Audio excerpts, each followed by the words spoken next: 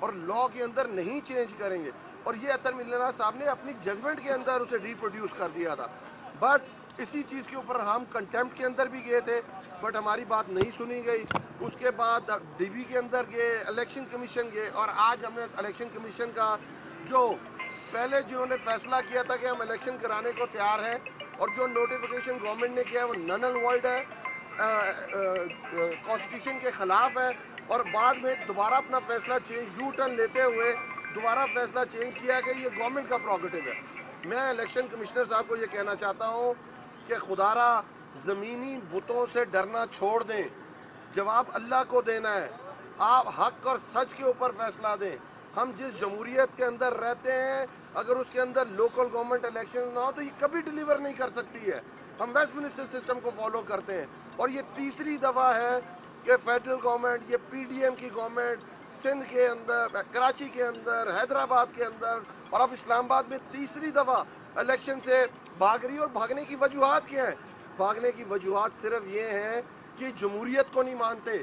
یہ جمہوریت کا راگ تو الاپتے ہیں ہر وقت, پر جمہور کو پاور نہیں دینا چاہتے, جمہور کی آواز نہیں سننا چاہتے.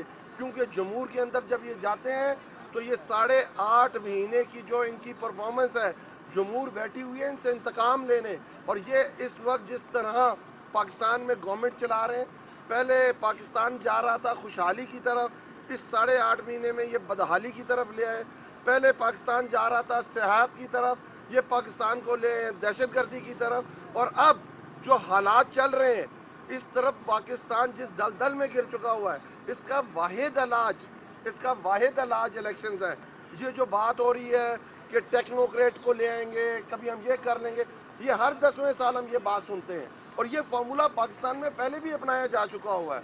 35 سال اس ملک کے اوپر ڈکٹیٹرشپ رہی ہے, اور ڈکٹیٹرز نے جو پاکستان چلایا ہے وہ ٹیکنوکریٹس کے تھرو ہی چلایا ہے. اور آخر میں 2 سال جب رہ جاتے ہیں تو وہ سیاستدان بننے کی کوشش کرتے ہیں, اور اس میں سارا پاکستان کا بیڑا غرق کر دیتے ہیں.